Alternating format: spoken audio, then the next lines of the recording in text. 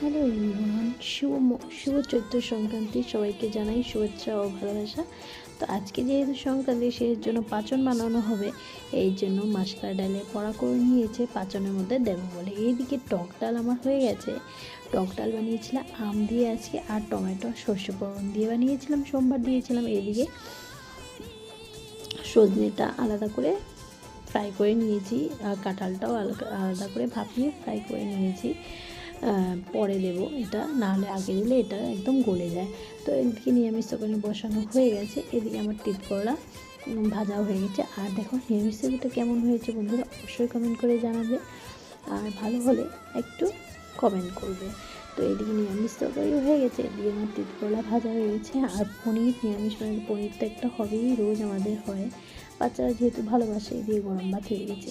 তো আজকে ব্লগটা তোমাদের কেমন লাগবে অবশ্যই কমেন্ট করে জানাবে, ভালো লাগে সাবস্ক্রাইব।